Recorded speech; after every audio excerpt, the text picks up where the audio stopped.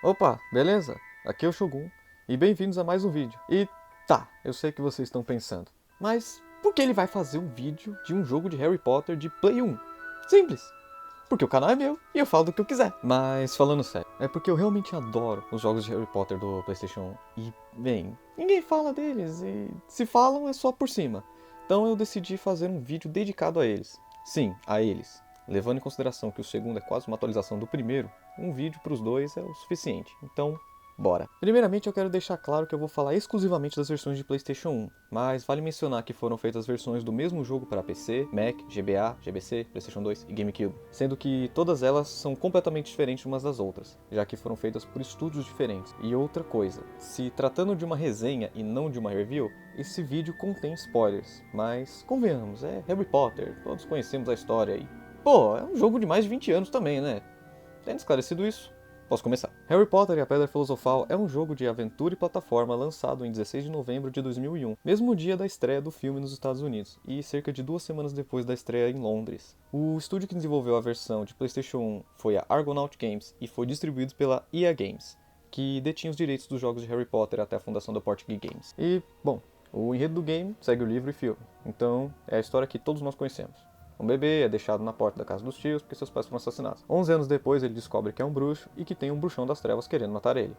Bem, vocês conhecem essa história, inclusive como ela acaba. Por isso eu não vou me aprofundar nela, e assim eu posso falar mais do jogo em si. O jogo começa com Harry já em Hogwarts e Dumbledore indo conversar com ele para apresentar o jogo ao jogador.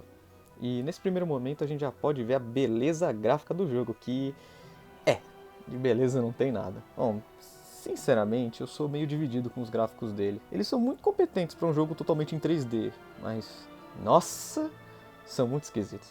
As coisas são muito desproporcionais, com umas texturas mega esticadas, e os personagens, meu Deus, o Sonic Fê é um deus da beleza perto disso. A cabeça dos personagens é toda reta, cheia de pontas. Pô, é o mesmo console que rodou Final Fantasy VIII, Parasite Eve, Fear Effect e até mesmo Tony Hawk. Inclusive daqui que veio o famoso Hagrid do meme. O bicho feio lá. Enfim, mas o que esse jogo tem de feio, ele tem de divertido. Porque logo depois do Dumbledore falar as asneiras de início de jogo pro Harry, temos a nossa primeira quest, que é encontrar a Redviges. E eu sei que vocês já notaram que as legendas do jogo estão em espanhol. E é pelo simples fato de que eu não consigo jogar ele sem ser em espanhol, porque eu jogava assim quando era criança, então eu só jogo assim. Enfim, essa primeira quest é um pequeno tutorial do básico do jogo e como pulamos pelas plataformas, empurramos objetos e enfrentamos inimigos. Pois daí pra frente o jogo segue essa mesma base, só acrescentando novas mecânicas de feitiços. Existem também os momentos de stealth que temos que passar pelo Filch e a gata dele, a Madame Nora, sem sermos vistos para chegar até o espelho de Ogezed. E eu adoro essa parte, inclusive. Um momento bem legal também são os jogos de quadribol, em que nós controlamos o Harry na vassoura e temos que voar através de anéis até chegarmos perto do pomo e apertarmos o X na hora certa e capturar ele. E, como mencionado anteriormente, aprendemos novos feitiços para passar de lugares específicos, como o Wingardium Leviosa, que levitamos objetos para colocarmos no lugar certo, e assim abrir as passagens, ou o Incêndio, que temos que apertar uma sequência de botões para queimar a planta. Esses feitiços são aprendidos nas missões de aula, que precisamos chegar até o professor em um determinado tempo. E lá realizamos uma sequência de botões para passar na aula, e é bem de boa. O mais interessante desse jogo é que ele funciona como um sandbox, então nós podemos explorar Hogwarts livremente e encontrar os coletáveis dele, que são as figurinhas de sapo de chocolate. Claro, tudo bem limitado, já que é um PlayStation 1, mas é bem legal poder andar livremente pelo castelo.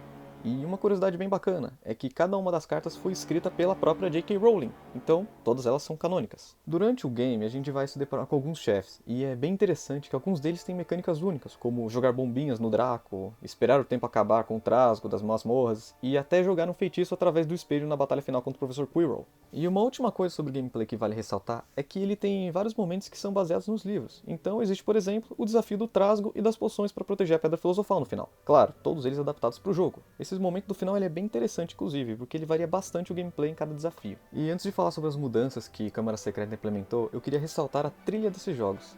Não é a mesma dos filmes, mas ela é bem única e muito boa também. Ela é bem distante dos temas compostos por John Williams, mas fazem um excelente trabalho e combinam muito bem com o clima do jogo. Inclusive, eu já vi em um documentário a música tema da toca do segundo jogo tocando de fundo. Bem, ambos os jogos usam a mesma trilha, só adicionando uma música ou outra. Indo agora para a Câmara Secreta, que saiu no ano seguinte e assim como seu anterior, junto da data de estreia nos Estados Unidos. Assim que iniciamos o jogo, vemos que absolutamente nada mudou em relação aos gráficos. O jogo inicia na toca, onde a gente vai realizar algumas tarefas. Isso serve de tutorial, mas as únicas adições reais mesmo foi a mecânica de duelo, que serve como boss battle em alguns casos. Nesses duelos ficamos em uma arena com a mira fixada no oponente e temos que vencer ele em 2 rounds. Durante esses duelos temos acesso a alguns feitiços extras que não são nomeados. Depois temos um minigame que você tem que ficar apertando X que nem um maluco para poder atirar um gnomo de jardim em certos objetos para você fazer pontos. É isso mesmo que você ouviu, um gnomo. Um momento em que temos que controlar o Harry em um escorregador gigante, é bem divertido por sinal. E o único momento em que a gente controla o carro, onde a gente tem que fugir do trem e pegando itens para acelerar ele, e sempre tomando cuidado para não bater. Esse momento, inclusive, não faz muito sentido não, porque se a gente tem que fugir do trem, então a primeira vez que você sai do túnel já seria para fugir, mas tem momentos que a gente fica fora do túnel, é bem esquisito, não faz muito sentido não. Mas é bem legal, é bem divertido. Foram adicionadas também as fases de perseguição, que na minha opinião foi a pior adição desse jogo. Nessas fases a gente tem que fugir ou correr atrás de alguém, e por algum motivo o jogo fica com o chão escorregadio, e controlar o Harry se torna muito difícil. Sinceramente é uma dificuldade extra que não precisava existir, é só para atrapalhar na progressão mesmo. Outra mudança foi que os feitiços ficaram bem mais simples. Usando o incêndio de exemplo, que no primeiro jogo a gente tinha que realizar uma sequência de botões, aqui a gente só carrega ele como se fosse um flipendo comum. O quadribol continua igual, a única diferença é que a gente não tem só que apertar o X no momento certo, e sim colocar a mão do Harry em cima do pomo para capturar ele. E agora acertar a sequência nas aulas não é apenas para fazer bonitinho. Agora nós temos um troféu para cada aula por tirar a nota máxima. E se chegarmos antes de um determinado tempo nas aulas também, recebemos um troféu. As figurinhas de sapo de chocolate também ganharam uma adição. Aqui, ao obter todas elas, você libera os duelos extras contra os representantes de cada uma das casas, e assim conseguimos as últimas figurinhas para completar o álbum. Vale mencionar que esse jogo também salva automaticamente, coisa que o anterior não fazia. O mapa do jogo também é diferente, apesar de ser o mesmo lugar, a configuração é completamente outra. E acredito que seja ligeiramente maior também, com mais lugares para explorar, mas nada muito expressivo não. Tirando essas mudanças que eu mencionei, o jogo é exatamente o mesmo do anterior, com as mesmas quests, apenas mudando o contexto e cenário delas. Vale mencionar também que a batalha final contra o Basilisco é bem mais fácil do que a do Professor Quirrell, já que basicamente temos que apertar o X na hora certa e desviar dos ataques dele.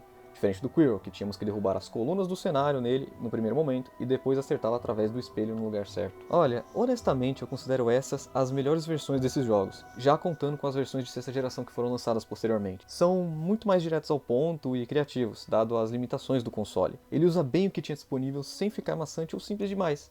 Diria até que esses jogos têm a dose certa, nem de mais, nem de menos. É bem prazeroso jogar eles até nos dias de hoje, justamente por serem jogos mais simples que suas versões mais modernas, entre aspas. Particularmente, eu prefiro o segundo jogo, justamente por simplificar algumas coisas e adicionar algo a mais na coleção de figurinhas, e também os troféus nas aulas. Dá um desafio a mais, sem ficar chato. Os duelos também são muito divertidos de jogar, mas independente disso, ambos os jogos são muito bons e criativos, e tenho certeza de que quem for pegar eles hoje vai se divertir bastante.